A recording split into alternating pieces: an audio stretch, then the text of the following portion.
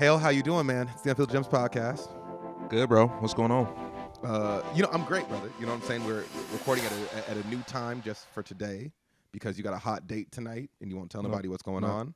No. It's okay. I respect your privacy. And why do people got to know what time we record and they get in the podcast at the same time? This is true, but it's like it's a different energy when I'm recording in the morning. It's the type of Malcolm, the type of dude you don't want to bring around your family when you do something bad in college.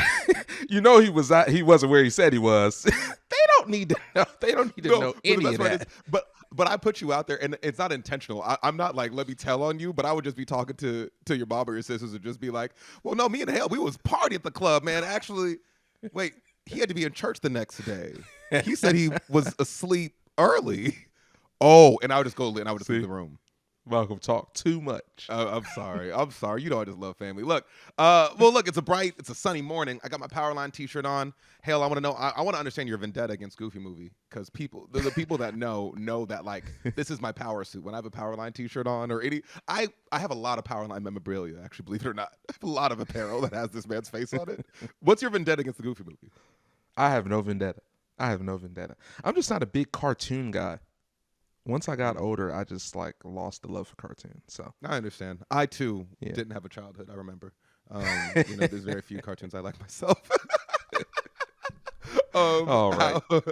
How was your weekend, bro? It was good, man. Been super busy, so just a lot of work, but yeah, got a little time to relax. Celebrated a friend's birthday last night. Had a little game night, so that was cool. But nice. Pretty chill and productive, which is always nice. What about you? Honestly, same.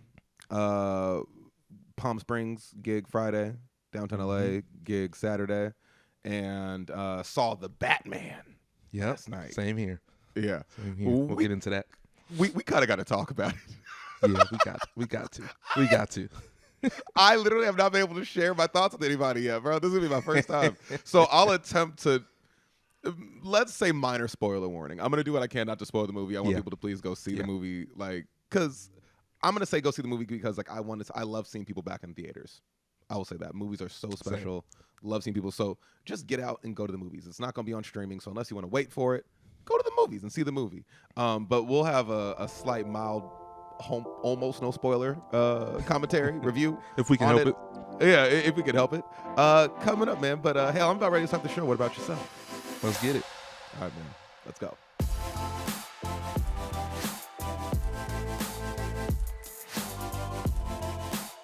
Unfiltered Gems podcast. My name is Malcolm Alexander. And I'm Ryan Hale. What's going on? Of course, following us everywhere.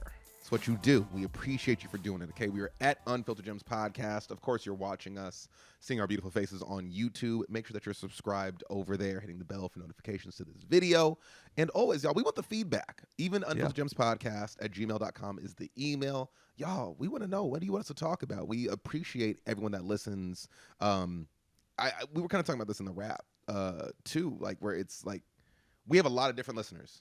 It's black, it's white, it's blue, it's brown, it's men, it's women, it's every part of the spectrum when it comes to like sexual orientation. I think I think that representation is important. So we want your feedback. Want to know what you find important as we continue to build this here platform. Definitely. Hale, we got to talk, man. I need your reaction, your instant thoughts on the new. I call it Robert Pattinson, the Batman. Robert Pattinson starring in the Batman. Starring Zoe Kravitz alongside him as Catwoman. Maybe for me, maybe the movie's only redeemable quality. What for you was good? What for me was good?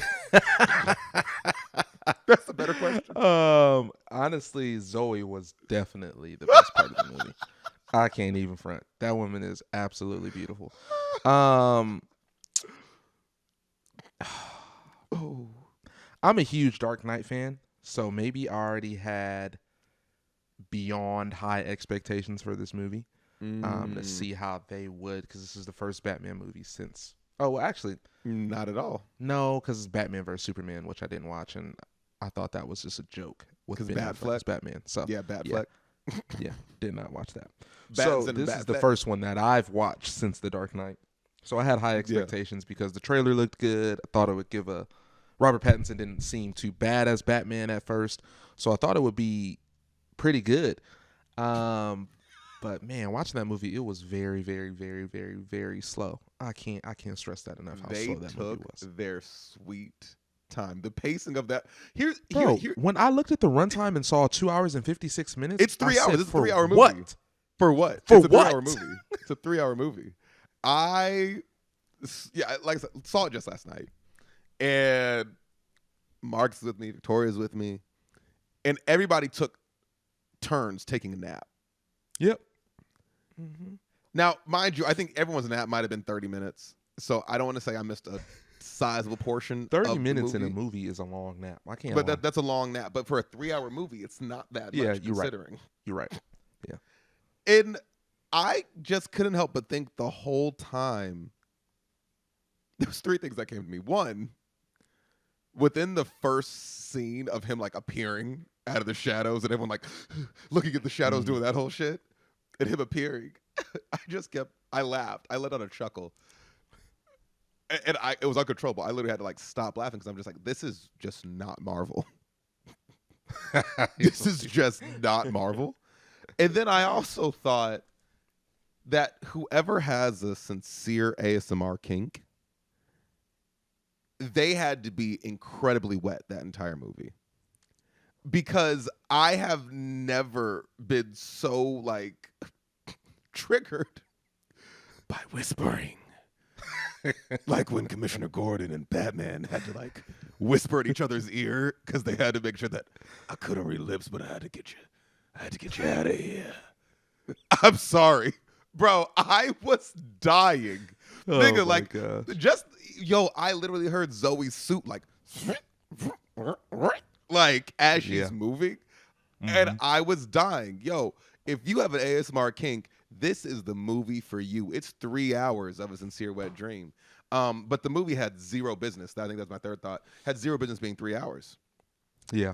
No. I was like, I saw 3 hours and I said, oh man. And I also had context. Like I knew this was not going to be Dark Knight. It wasn't going to be Dark Knight Rises. Wasn't going to be the Bane one. Sidebar. I put it on. I didn't put it on Twitter, but I retweeted somebody that did. It was hilarious. But they said, for people that love the Batman, I always refer to Bane as that nigga that broke off Batman's back. And now I'm just it's so funny. But nonetheless, I knew it wasn't going to be those 2 movies, right? Christopher Nolan, the high flying, like Christian Bale, like it was going to be a big, and just the way Christopher Nolan does his movies, you know what I'm saying? I knew it wasn't going to be that. And for the comic book nerds, for the geek culture, we knew this was going to be very detective Batman storyline. I did not know that. And so I had that context. And then Matt Reeves' direction and knowing it was going to be very noir. It was going to be like, the face paint. Like in the same way that the Michael Keaton ones in the 90s were super campy, man. Like, and I love those. I still say like Arnold Schwarzenegger, Mr. Freeze, that's comedy gold. It's comedy and it's comic gold to me. So I knew this was going to be a departure from what we knew from the Christian Bale run of Batman. I knew it was going to be different. Right. I think just my big thing was like, it just didn't have to be 3 hours. I kind of like seeing Batman more as a detective. I like the style direction of it. It was cool. It was interesting. And it was a way just to look at even more how ghetto Gotham is. Literally. Gotham is a cesspool. It is a shithole. Yeah, Gotham is messed up. I would like to think that Gotham probably exists in Florida. That's how ghetto it is. Hey, I wouldn't put it. Yeah, that's pretty close. Pretty close. Sounds like I did like the movie itself, though. Like, I think the storyline was good. I think that it wasn't a lot of holes in the movie. Like, they put the plot and everything together well. I actually like Robert Pattinson as Batman more than I like Ben Affleck. Like, I can actually see him more as a Batman, in my opinion. I just thought it was way too slow. Like, I didn't know going in, like you said, that it was going to be more of a detective style Batman. Mm-hmm. So like I said, maybe my expectations were too high because I was thinking of something different. But what I am hoping for is the second one with the same cast, and then we get to see a different direction. Because then I just want to see how he is in an actual. Not saying this wasn't a Batman movie, but I want to see him actually in a more action-packed Batman film than this one. A little more faster paced. See, and I would definitely like disagree, or I would disagree only from I like the Detective Batman style because I'm actually super cool so with that. Boring to me. I just think run it at half the time. I just don't know if you can run it at half the. Maybe you can. Maybe no, you can. I'm like, or at least give me 2 hours, but 3 hours that's disrespectful. It was way too long for how long the movie was. Yeah, they dragged out some of the conversations and stuff like that. Go see it though. I would love to know y'all thoughts for the listeners. It's solid, and I think the consensus from what I've seen, because it's definitely been a toss up as far as reviews. The consensus is that Zoe Kravitz did the thing. Definitely the selling point. Yeah, it was the selling point for the movie. Got to talk about I don't know, is it cancel culture? Is that what we're talking about here, or is it accountability culture? A lot of thoughts here, and there's a lot of layers to DaBaby. Recently, as of the time that we're recording, was on the Breakfast Club. And more than that, is back on festival lineups after we thought that maybe we were going to see him here for a few years. Some people did, some people didn't. And again, it has a lot of people divided, so we have to talk about it. But DaBaby sharing a Rolling Loud lineup with another person who I think the culture we wean in and out of is canceled. Somebody who's not afraid of controversy. Yeah, someone who's not afraid of controversy themselves. Kanye, Ye, Mr. Ye, is also one of the headliners. DaBaby is not going to be a headliner, but you know he's on the lineup, high up there. Says on the Breakfast Club that he pretty much $20 million was damn near lost from everything that transpired from what he said. Hale, I want to know your thoughts on whether or not you think DaBaby was actually canceled, or where there's space to further hold him accountable. Right. We've talked about this before. I'm not a fan of cancel culture.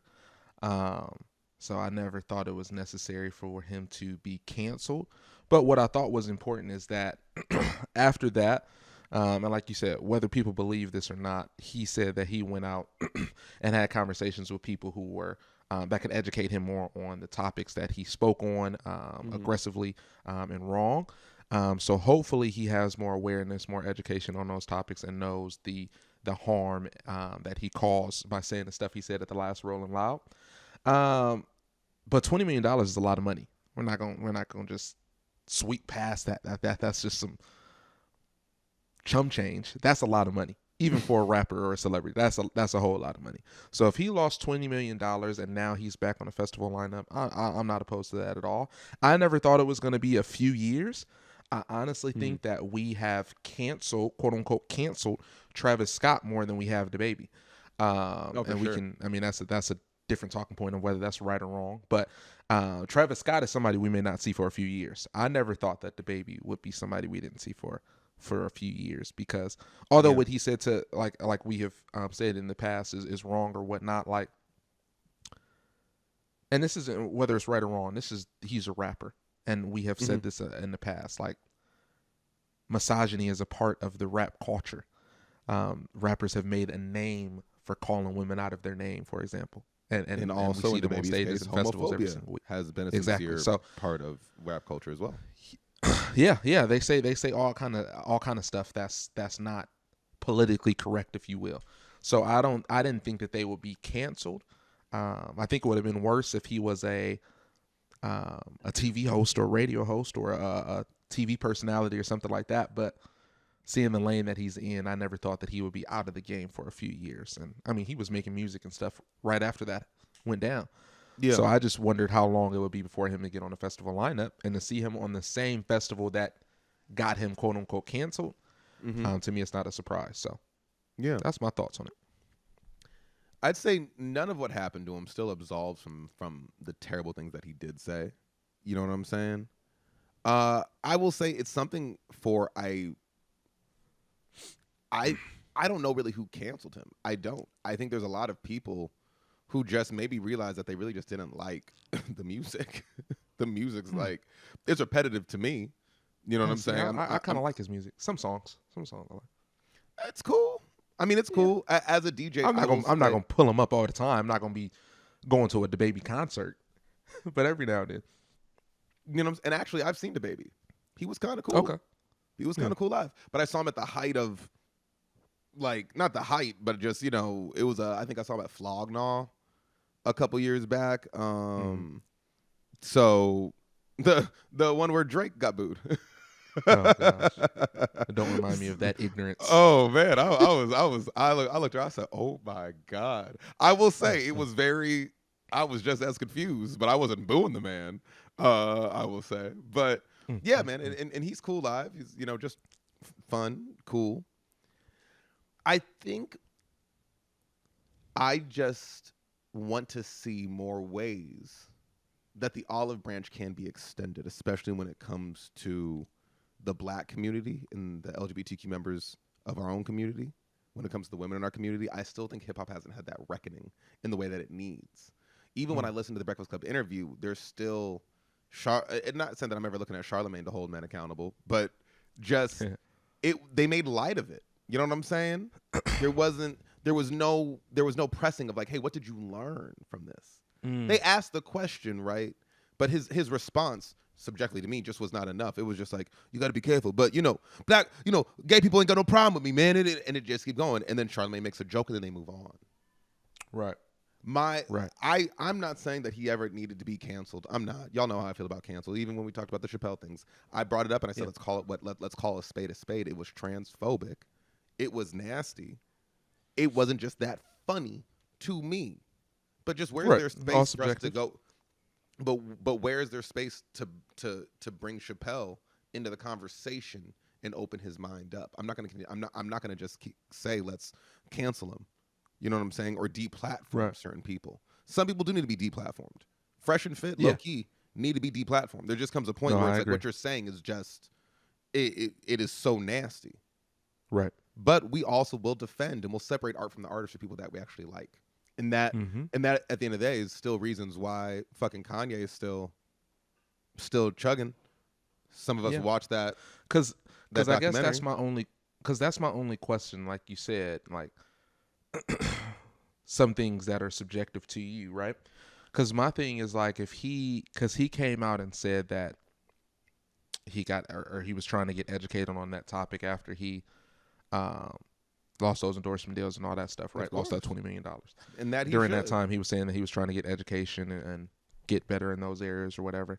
So my question then is like, obviously I would have loved those questions on the Breakfast Club of like, what did you learn, and more pressing questions. But I mean, the Breakfast Club has never been that platform that really press you. You get what I'm saying? So my question to you would be like, how do we really know that he has not learned? How do we really know that he has not grown or is in a better spot in that area or with that community since that situation? You get what I'm saying? Because we don't really have a lot of context because, I mean, correct me if I'm wrong, but this is the biggest interview that he's done since then, right? It seems like it. Yeah.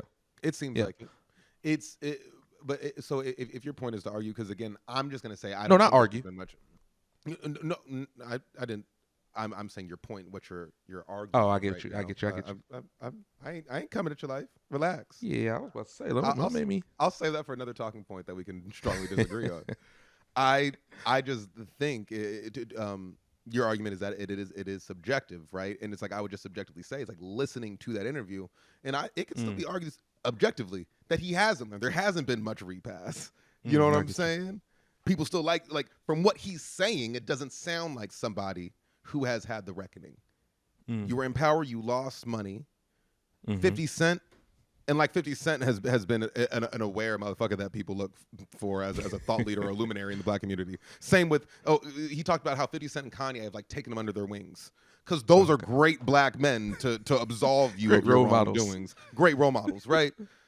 So it might be a challenge to hold people accountable, sure. But then what does that mean in the context of a corporation?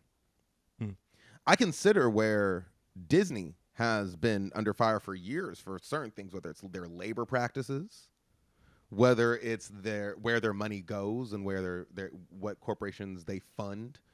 As Disney that owns a media platform, because technically Disney owns ABC, right? And think about the subsidiaries underneath that. ESPN as well, right? So when ESPN or one of the commentators gets in hot water for saying a certain thing, at the end of the day, Disney is funding that, right? What do they do, and how are how are their money supporting those thoughts or the speech or whatever offense? I think right now we know about Florida's recent bill that is close to being passed, or is it passed already? It's very scary. I'm not sure. What they're just aptly calling the "Don't Say Gay" bill, and it's coming to light now that Disney has funded ultra-conservative campaigns that support the "Don't Say Gay" bill. Each year, Disney profits heavily off the LGBTQ plus community, selling entire collections, pride merchandise, hosting gay days at its parks, all that kind of stuff, only to find out that last week Disney has donated every single sponsor or co-sponsor of the "Don't Say Gay" bill. I want to know, Hale, maybe the question here, as people are calling for us to cancel ABC, as mentioned, that also includes Marvel, that also includes Star Wars, right? Disney Plus, Hulu is underneath that, right? ESPN, like not even on this list, but I'm like, yeah, ESPN as well. Mm-hmm. That's under Disney. If it's already hard enough to hold a person accountable, how do you hold a corporation accountable? Or do you even want to? I think it's a lot easier, and we just said how hard it was, but let's just look at it on that scale. It's a lot easier to hold a person accountable than it is to hold a corporation accountable. I'd agree. I mean, it would be nearly impossible to cancel Disney. You just mentioned almost 10 companies that are under Disney that people may or may not even know that are connected to Disney that people watch every single day. Yeah. That's nearly impossible to cancel a whole corporation. Now, it may be easier to hold people accountable for what they're saying or what they're personally sponsoring or what they're personally doing. But I think it would be nearly impossible to cancel a whole corporation. And I think we kind of talked about this before. It's kind of a fool's errand to even think that that's necessarily possible. Like I get the try and I get the ask, but it's just something that maybe that energy needs to be pushed in a different direction of talking to maybe the stakeholders, or maybe getting a conversation created around those people who are making those decisions. You get what I'm saying? Having conversations with them rather than trying to cancel the whole corporation and the companies themselves, because that's just, like I said, nearly impossible. And it starts with the leadership. I think about where areas representation is highly important when it comes to these matters, but also why I think capitalism is also a byproduct of incredibly harmful white patriarchy. When you consider who in a bunch of different issues, though. Money rules the world. Well, I mean, look at the state of our world, right? Exactly. And there's a bunch of people in different communities, not just in the LGBTQ community, but a bunch of people in different communities that we're just speaking on Disney right now, that probably Disney have supported causes that they don't agree with themselves, but they're part of a bigger community. They're part of a bigger company. You get what I'm saying? And the money is what rules the world. It doesn't mean that they necessarily agree with it. I bet some of those decision makers who have to make those decisions don't necessarily agree with it, but they're trying to make a business decision. You get what I'm saying? Right or wrong. That's what they look at it for. To go off your point about capitalism, it's more of a business than it is a moral thing. You get what I'm saying? Well, it's always been. I think people think the same way about Chick-fil-A, because I can't tell you anybody, unless they just do not like the food at Chick-fil-A, which right. Which I do know some people that just don't like Chick-fil-A, regardless of their those politics. Are people that are not saved and that do not know the Lord. Oh my God, yeah, some like that with Chick-fil-A's homophobic that have not found history. The light. Yeah, okay. Oh, I will say though, as problematic as the politic of Chick-fil-A is, some of y'all saw the reel I posted snowboarding the other day.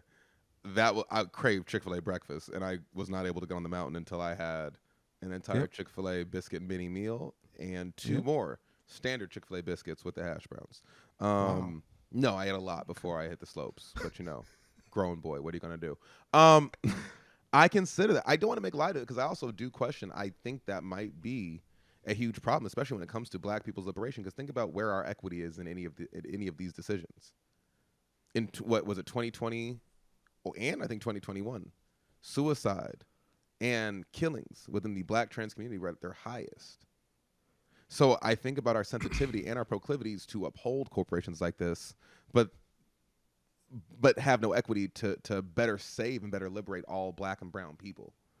It is a problem, and it does need to be addressed. And I can think about representation as leadership. And to your point, 100%, like, it's people, it's the leadership. But we really, like, it is a conversation that we just can't say, oh, well, there's no canceling Chick-fil-A or there's no canceling Disney and moving on. Because it's like where that money goes is a problem. People still buy Nikes, and people know notoriously that Nike is fine with illegal sweatshop labor. When Nike bought Converse, I knew a lot of people that from there stopped buying Converse as well and were never Nike wearers. Right. It's a problem because somebody around the world is going to be harmed. We have to talk about it. Yeah, and like, definitely. I don't know where the recast will be, but it needs to be addressed. Yeah, and I'm all for addressing it and having the conversations and talking about it. I just think we also need to be realistic in our approaches, because like you said, I mean, I've got a bunch of Nikes in my house right now. You get what I'm saying?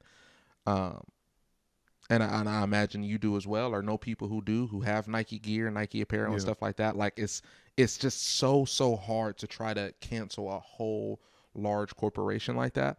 When I think you it's imagine easier the world to what we do, though, especially if we did it and if we mobilized. I can't help but think so insulary when it just comes to like what Black Americans can do with their dollar. If the black dollar is huge. I definitely massive, agree. You feel me? I definitely agree. Of course, we're speaking in hypotheticals, unfortunately, but I do think if Black folks, I think this is what you're missing. I think this is what you're missing, though. Is that, yes, if we all mobilized as a Black community and took our money out of Disney, yes, that would definitely shift some things, right? But what you have to understand is that not all Black people agree with other Black people. We're not going to all agree on the same stances. You get what I'm saying? Some people, right or wrong, may not have a problem with Disney funding the Don't Say Gay bill. They're not going to take their money out. And 100%. There's a bunch of them, just like there's a bunch of people who have a problem with it. So that's what I'm saying. That is nearly impossible, because it's very hard to get everybody on the same page or everybody to believe the same thing. That's not who we are as humans. We all have different beliefs. We all have different things that we agree to, all different things that we want to put our money to. That's why I think it would be more beneficial to go after the leadership, and kind of talk to those people who are making these decisions as to why they do that, than trying to cancel and take money out of these whole corporations, and trying to do that at one time. You get what I'm saying? Yeah, I think that's just a longer process, and I just don't see where. Yeah, I mean, like that goes back to abolition and defunding the police. They're all nothing's an easy process. It's not easy at all, and I just think, like, again, to your point, Black people 100% agree on things, or can come to a consensus on how we feel about a lot of things, and not just Black people, and not just but people in general too. So it's right, like, exactly. How can you mobilize a bunch of people to even go after those leaders when, again, like, Disney is some of our hearts? Nigga, I'm wearing a fucking Disney shirt right now. Yeah. Like, it's in our hearts. It's on it. Like, I ain't got Nikes on. But I'm not much of a sneaker guy, so it's like I just don't care to. But yeah, like, my athletic shoes are Nikes. Like the one pair I have. You know what I'm saying? Like, it's there. Yeah. I don't know. Like, right. and if I went to Adidas, it probably wouldn't be any different. Like, when it comes on the line. But I think to that point, and this is where I think we bring it to the close. I think when it comes to, like, liberation, whether it's just Black and brown people's liberation or everyone's liberation, right? If we did decide to all together believe and agree and hold just one person or one company accountable, we could create drastic change. More and that's having. Yeah, than I having a 100% conversation agree. with one person. You know what I'm saying? If we actually mobilized, like we still haven't Right. got the Black Bill of Rights we've always talked about. We still haven't gotten so many things. Yeah. And I know I was bringing it back to like a black group, but I'm literally to the point of canceling a corporation, canceling a person. It's like if we as just black folk, but then as any folk agreed on something in one way to create change, I promise you, man, like it could happen Right. in such a drastic and beautiful way. Yeah. Yeah. That's definitely wishful thinking for sure. Yeah, For sure. and unfortunately, it has to be wishful, which is Yeah. like, Yeah. you know, it's frustrating. We'll take a quick break. We'll come back. Got to talk about Russia, but more. Is she still with the Mercury? Yeah, she is. Jesus. Yeah, we're gonna talk about a local Phoenician when we come back. Love is in the air, y'all. Is it though? You'll be the judge as you watch our new 3-episode dating special premiering in February. I've been shooting my shot in the DMs lately. Losing battle. We are getting into the good and probably the bad of dating. It's going down exclusively on the Unfiltered Gems podcast YouTube channel. So learn your lady's way of communicating. Trust me, you don't want to miss it. Unfiltered Gems podcast. I'm your boy Ryan Hale. I'm Malcolm Alexander. Like Michael said earlier, be sure to follow us at all of your social media platforms at Unfiltered Gems Podcast. If you're watching our beautiful faces right now, that means you're on our YouTube channel. So make sure before you leave to hit that subscribe button up top as well as the bell for notifications. But Malcolm, obviously you're a big sports fan man. Obviously, You can't even get the words out. Is how much of a big fan I am. You're right. You know I what I'm couldn't. saying?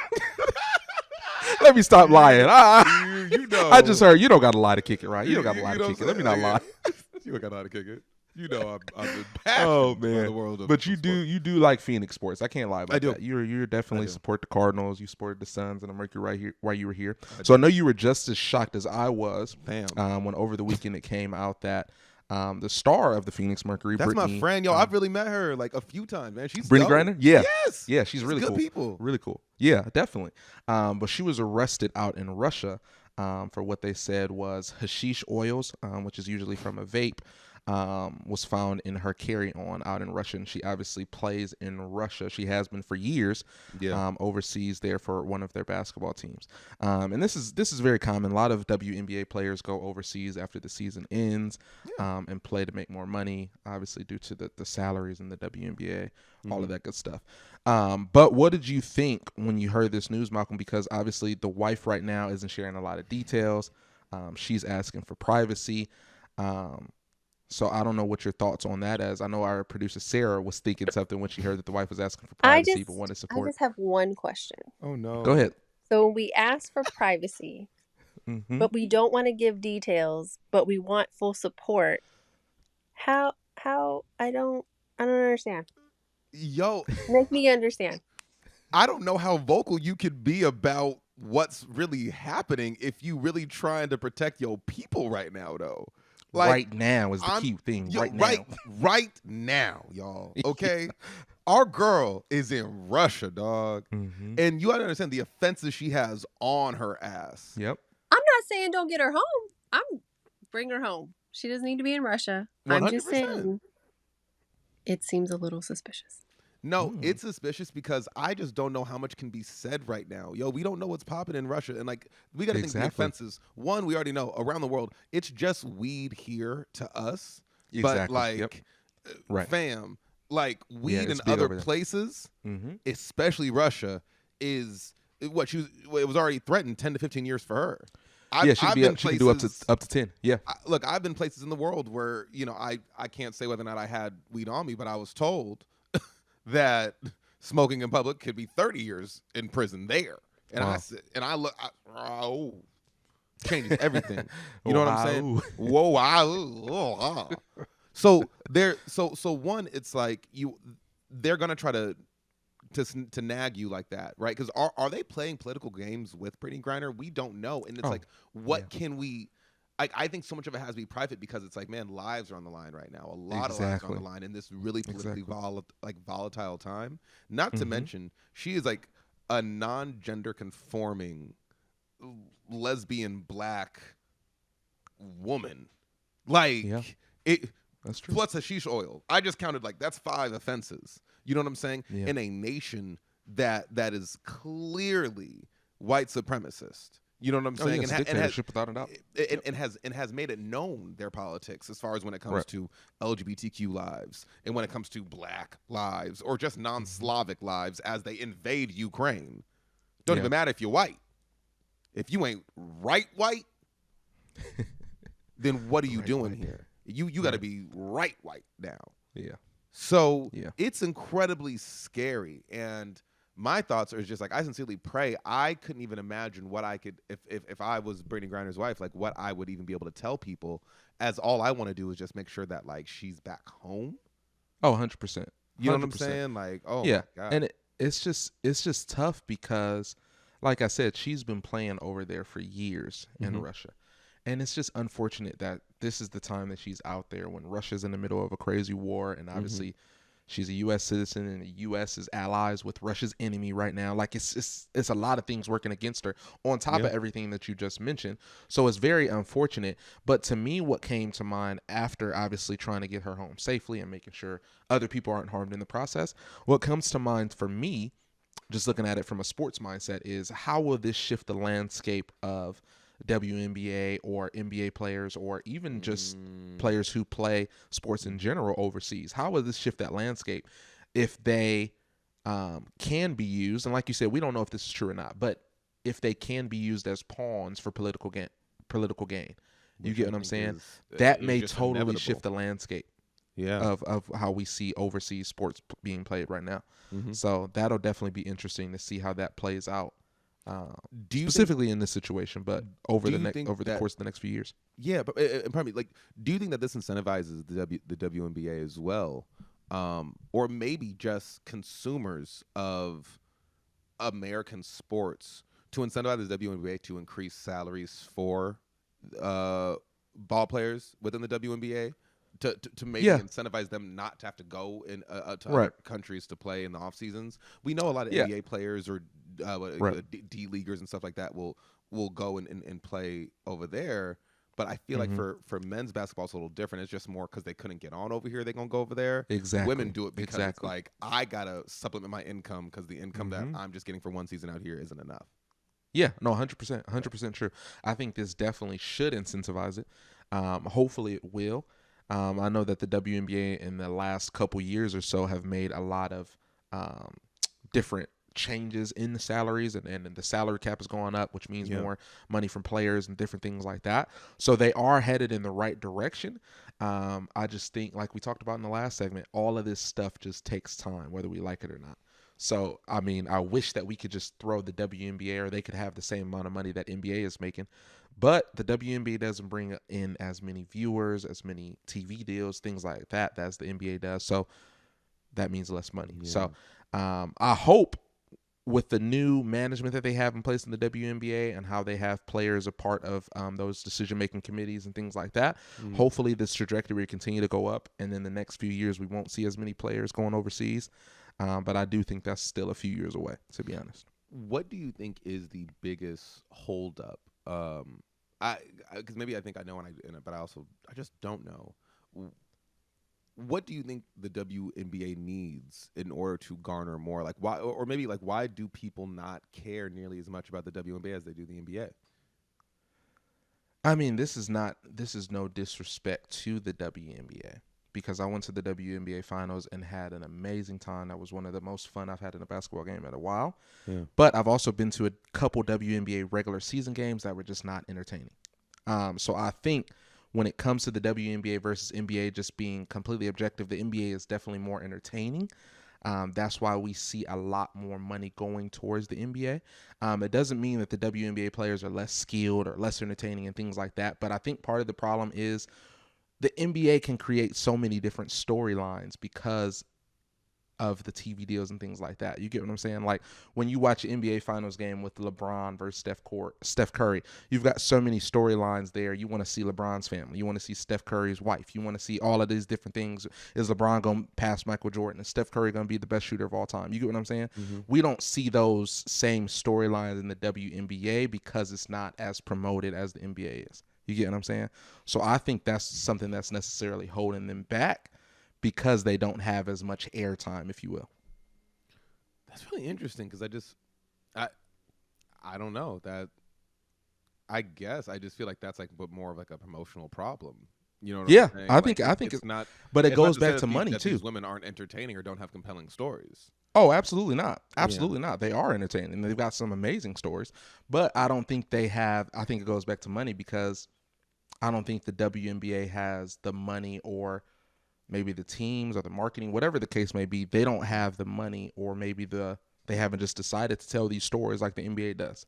You get what I'm saying? Yeah. That's what I think is part of the problem. And that's just probably a small part of it. There's probably a lot more deeper, bigger issues out there, but that's just something that comes to mind off the top of my head.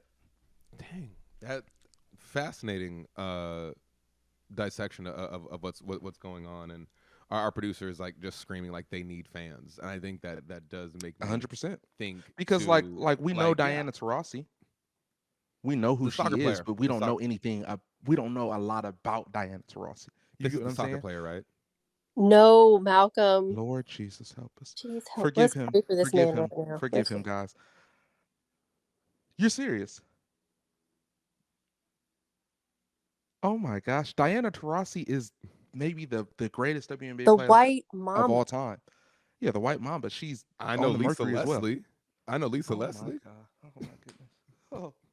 Oh, this hurts. What okay, did- well that wait, you're what did actually you- you're actually proving my point Okay, though. I'm sorry. You're actually proving my point. Like we know, most of us basketball fans know who Diana, know a lot about Diana Taurasi. And Malcolm, you're not even a big basketball fan, but if I said the name Klay Thompson, Yeah. exactly. Is he You with get what I'm Gold- saying? not Like Gold- you is know Golden who that State? is though. Yeah. Huh? Yep. Golden He's State. on Golden State, and they've won championships just like the Mercury and Diana Taurasi is. But you don't know her story as well as you know of the Klay Thompsons. You get what I'm saying? Sure. So I think that's something right there. Wow. Damn. I feel bad. I'm not a sports ball person. Y'all know this. Excuse me. I am the resident sports ball guy. Oh no. I feel bad. I feel terrible. My bad, Diana Taurasi. You know what I'm saying? I'm a look up. I knew that. Oh my bad. Look, gosh. you know me, y'all, and I'm not trying to make a joke, but I'm also rooting for everybody black, man. Like I knew Brittney Griner because homegirl say 10 toes down. You know what I'm saying? I say what's good. Stupid. That's good. You know what I'm saying? That's a G right there. I don't know. I'm sorry. I might have missed. I think I've heard the name. Oh my god. What's the soccer player's name? Who am I thinking of? That got the. She was in the American she played in the Olympics too. Oh, it's Megan Rapinoe. That's who I'm thinking of. Oh, okay. Then I think that's exactly what I'm thinking of. Yeah, she cried at the White House. Oh yeah, I think so. Yeah, That's her. yeah. Damn. Say, all right. Still terrible. In other news, y'all, endemic is what we calling it. The global phenomenon that has been COVID-19 is coming to an end as far as our political administration. Even the global landscape is concerned. Mask mandates and vaccine requirements are lifting everywhere, just about. Of course, subjective to, of course, personal businesses and homes and events and such, as some of us are seeing in certain cities. But in general, we're about done. And now Biden is saying it's enough. Even the mayor of New York, I heard in press conferences, right? I know Governor Newsom here in California. I mean, I know your governor, man. Y'all been Don't open. get me Y'all started on him. Yeah, the Deucey don't care. Is what He they has say. cared. I don't think he could care less about COVID, if I'm being honest. Yeah, exactly. I was like, let me speak to the liberal places because I was like, I know in Arizona, there was never a pandemic in the first place. Actually, COVID who? Hell said, I'm sorry. What are you talking about? Global pandemic of 2 years? Wouldn't know her. That's what he said. Lockdown. The lockdown. You guys were locked in your house? Wait, what do you mean? So where were you April 2020? We were at a concert. You know, I was at work. Where were you? I was at work. What do you mean? How big is your workplace? 200 people. Everyone has a cubicle right on top of each other. Literally. That is juicy. But in some of our states, California, New York, and now Biden just the other day, right? Y'all, we're going back to work. Mm-hmm. We're done. It's over. I just want to know, like, as everything happens, like, do you agree? Are we good?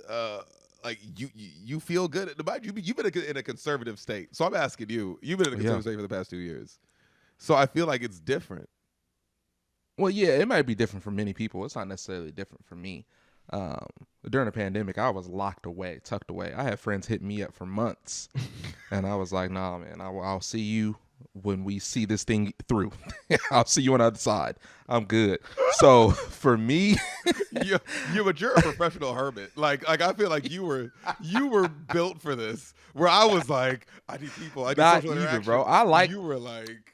I like getting out of the house. I like hanging out and stuff like that. I'm just cool being to myself too. Even though during the pandemic, that was just too much alone time. So, got you. I get that. But I just, I like being cautious. I like being more safe than sorry. Yeah. So for me, from what I've heard, because I know friends who are nurses and doctors who told me that from the looks of it, the COVID vaccine and these boosters are just going to be like the flu shot. Like this is something that we're just going to have to live with. So if it has gotten to that point and it's not killing people at such large numbers as it was the last couple of years, and now this is just going to be something that is just something that we're going to have to live with, like they said, then I can understand going back to work and getting back into the swing of things, if you will. I mean, we're already going back to concerts, music festivals, movie theaters, all of that stuff without COVID vaccine mandates, mask mandates, anything like that. So, I mean, y'all wouldn't know what a mandate is in Arizona, okay? Like, so it's so different. I guess I'm speaking from the... Yeah, you're speaking from yourself. Like, some of us are going I mean, are there mask mandates at the movie theaters in Cali? No? Yeah? Like, yes and no. Like, I don't know. Like, ain't nobody policing masks. I'll say that. Like, okay. I did a little bit of policing of masks at my Saturday wedding because the people that hired me were adamant about like, hey, can we be as safe as possible? Elderly people around. I made a few announcements, but people, I don't know. No one's been bugging me to even wear a mask. Yeah. Lately, I'm not gonna lie, I've been forgetting it in the car sometimes. Right. I just it's getting a lot more loose. It's getting a lot more loose for sure. I think if Biden is not forcing per se, but if Biden is really pushing for this get back to work type of thing, then I'm gonna need him to push just as hard for them student loans to be eliminated as well. I'm just keeping it 100, or give us some more money or something. Like we're not just gonna act like this ain't still going on, like it's still not a disease out there. And I think maybe to that point, that's my thing. I will say this. If you got a job that is agreed upon that it is not fully remote, right? I'm not speaking to people that literally have fully remote jobs. It's totally fine. Mm-hmm. But for folk that don't have that, you're gonna have to take your ass back to the office. I see so many people like sit here like, well, can you believe that they're making me go back to the office? Yeah, I can. Yes, nigga, it's a job. Don't know what to tell you. Like, I love seeing the outrage because I'm just like, but it's a job. I don't know. That's part of your contract. Like that's a part of your contract. That's a part of the agreement. Like, I know we've been in a global pandemic for 2 years, but it was going to end at one point. So I agree. Now, on the flip side of that, I will say, I think it's really beautiful the jobs right now. I'm seeing a lot of jobs offering hybrid work arrangements where it's only office on some days of the week, right? More places are giving certain days off or things like that. I also think with the rising cost of fuel, if you're going to be asking people to get back in, bonuses should be like given. I will say, or some more stimulus checks, something. Stimulus, like something, because it's just like the cost out here is going crazy. It's like, I know I'm speaking on jobs from a very privileged place where it's like I'm speaking in my office right now, and was doing this before the pandemic. So like it's a little different. But I will say is like even on the entrepreneur space, my price is my price right now. I literally will tell people that are asking my rates like, oh, some might be a little pricey. I said, if the price of oat milk is going up, and especially if the price of fuel for me to get to the places I have to be, then yes, there's no way. It's like I'm losing money then, because it's just to go somewhere with the gear in my car is a lot more money than what it once was. So I will say, I want to see us go outside from the looks of the numbers, it's looking like vaccinated people are not still dying, but like as far as deaths happening, it is more for people who are unvaccinated. Right. So it's saying, some might call it, some of my Hotep brothers and sisters might call it white man science. I don't know what to tell you. It's just what I'm gathering, multiple sources. But I'm seeing a lot more people outside, and I'm not hearing anyone getting sick lately. So I'm all about it. Get people back to work, get us back to the movies, get us back to Disneyland. Speaking of Disney, niggas been at Disney. They opened that thing up months ago. You know what I'm saying? They're talking about that vaccine days and mask days. That's cute. Look, look. Chris Jenner and the mouse don't sleep, baby. When it comes to money, so they gonna bring it on. The devil works, but I promise you, Mickey Mouse and Chris Jenner work harder. I promise that. But all I'm saying is that, like, I want to see people get back outside. I do want to see that. And from the looks of it, it looks like you're going to be saying that a lot sooner than later. Yeah, man. And I mean, we got festivals coming up. There's concerts. I'm ready for it. I'm ready for it. I want to be back at it. But I do like seeing how companies are changing, and I hope companies do that. I don't think as we know, the 40-hour work week really ain't it. You know what I'm saying? As people go to an office and be there for 40 plus hours. Because I remember working in corporate, and it's like that shit was cool because it was in industry for me. But like, man, it's different. You know what I'm saying? It's so different. So I'm hoping that with asking people to get back to the office, it comes with a little different change of culture. Because I think I'm one for team. I got to be with people physically. You know what I'm saying? Like I don't want to. Even as I grow a company right now, it's like I still be, when I have meetings, I'm like, no, we can do it in person. Yeah, let's run it. Like Zoom is cool, but baby, like, we are social creatures. It's not the same. Let's create some team rapport. Get back to the office, okay? Last break. When we come back, man, we gotta address some things that are on people's hearts. I'm not gonna lie. Another maybe very open, very vulnerable, very honest conversation around men and podcasting and having a microphone. A little more on that when we come back from the break. Do you like incredible musical performances and engaging conversations? Well, we've got both of those things for you right here at Mental Notes Live, the talk show focused on giving you tools to grow your faith, mindset, and progress. Hosted by yours truly, Ryan Hale. Be sure to follow us everywhere on any social media platform at Mental Notes Live, and go catch up on all of our previous episodes by visiting mentalnoteslive.com. Unfiltered Gems Podcast. At Unfiltered Gems Podcast everywhere. Please do the follows, do the proper things. We appreciate you, new and old listeners. My name is Malcolm Alexander. And I'm Ryan Hale.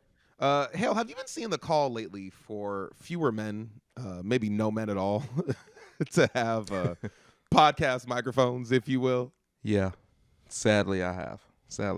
But actually, use this time to shout out one of our consistent listeners and one of our friends as well.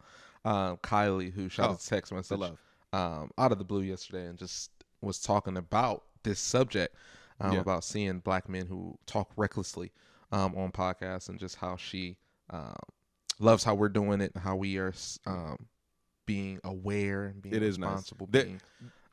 We've gotten that from it. It's been nice that for like for the women listeners, for the lady listeners, like exactly they will. Well, I'll have a conversation like maybe just individually with people, and they're just like, hey, a lot of men should have, but I'm glad you do. And I'm like, exactly. Okay, that so hits like, home a lot more. Exactly. I don't feel attacked when I see that kind of stuff. But I will say, to the point for a lot of women that say it, I actually can understand why. Kind of based off this. Acting like there's a bunch of out here starting business. They're not. Pardon me. Hold on.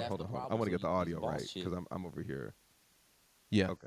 You acting like there's a bunch of strong men out here starting businesses. They're not. Well, and see, that's the problem. So these boss chicks, you know, they're tired of waiting around. They're tired of waiting around to acquire this lifestyle that they're looking at on Instagram every day, and they're going out there and getting it on their own. The thing about it, though, once they get it, now most men, like you said, like most men are only focused, if they are focused, on ambition. So if they find a woman that's equally ambitious, it's like, what else? Like, why does she need me? I don't bring anything else to the table. And keep in mind. Okay. Okay. All right. Okay. I find a lot of men that will run and find ambitious women. The word I hear is intimidating. I think men really got to define what really got to define what intimidating means, right? And so when we're speaking about men right now, y'all, like, we are not talking maybe about us, right? I think for people that listen, new and old listeners, here's what it is. Like, Ryan and I both, like, it's beyond love that we have for women and respect. It's literally so far beyond that. We ain't even intimidated. We are pro-black women, the whole nine. So when we say here's men, we're speaking generally. I think we got to figure out and we really got to define what intimidating means. And when I hear my brothers say that they're intimidated, I think what they really mean is they don't know where they fit in. And that's what these brothers actually attested to. So I need men to be really honest with themselves, is that you don't know what to do if you can't give a woman money or dick. You have no function as a man. And I think it's more of y'all honestly are just worthless. And you feel worthless. That is why I think the cancelable offense of men with microphones is because you just have a lot of worthless pieces of shit with microphones. And they're going to project it and make it seem like it's the woman's problem or it's everyone outside of them. Then it really is them, and feel worthless. What these men just said, or how a lot of men treat women, is from a place of make women feel worthless because they themselves do not know what to do with a woman who makes money, maybe most times, especially in Los Angeles, more money than what a man might make. Right. And what do you expect? What do you want? You want a woman just to sit there that you can support? And I think a lot of men are probably more on the cheating side, especially the ones that do, because if you do have a woman that is dependent on you, you then have more leverage to say, well, I can go out and do whatever I want. Yeah. because I support you. It's manipulative. Right. It's really weird, man. It's like deep roots of misogyny all the way in itself, because it's like you're going to treat women as disposable, because honestly, it's a sheer projection of how disposable you really feel about yourself, dude.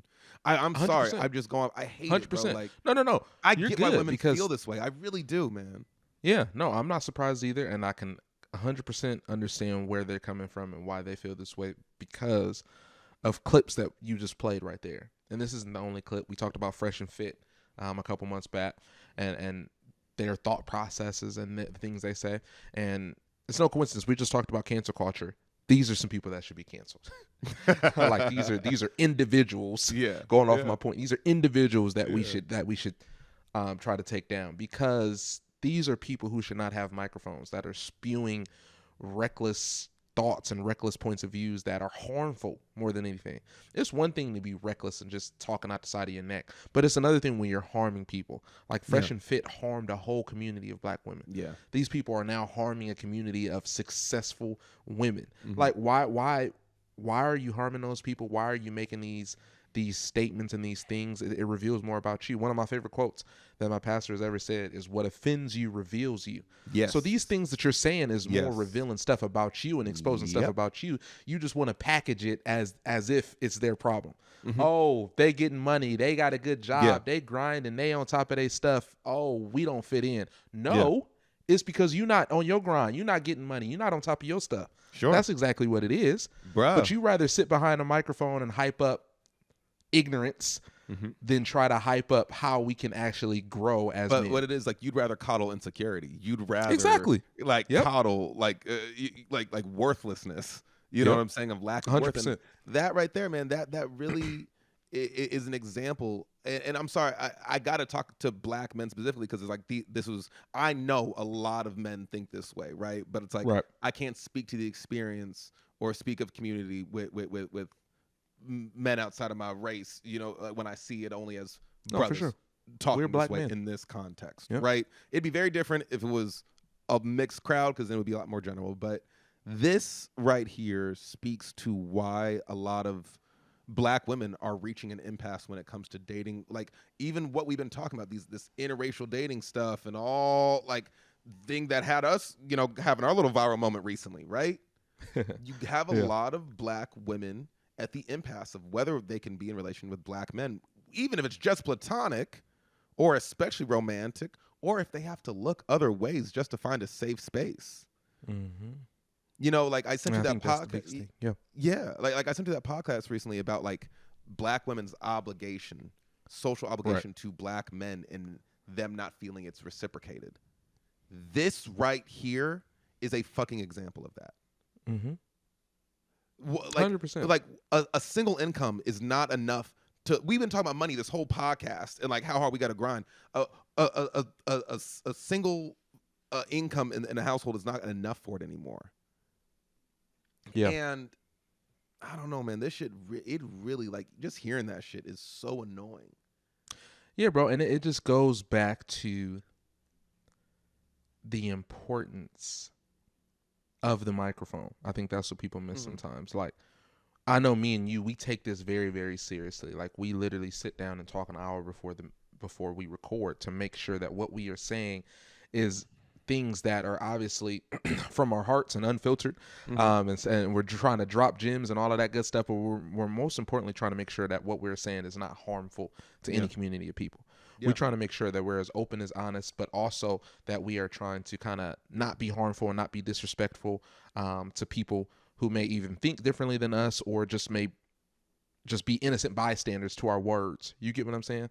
So we take pride in that, but I think a lot of these people who have these platforms and have these microphones don't take pride in their words. And especially because of our society today on social media, we give credence and we give props and we give that viral notoriety to ignorance so much that it makes them harder for them to take pride in their words. You get what I'm saying? Yeah. Like, we blow up Fresh and Fit. Yeah. Because what they said on Black Women, we blow up these people about what they're saying about ambitious women. And now to them, it's like, why would I change up? Yeah. That's what's blowing me up. You get what I'm saying? But I can only bring in the context of maybe just things that we were listening to recently, because this is how reciprocity doesn't show up from Black men, because you just, like, you don't hear Black women saying this, like, speaking in this way about Black men. Like, you're gonna find those kind of men are gonna find the women that are gonna say men ain't shit and all this kind of stuff, but it's like, that's gotta come from somewhere. That has to have a basis. And it's just like this. It's like, just admit you don't know what to do if you ain't nothing but good dick and money.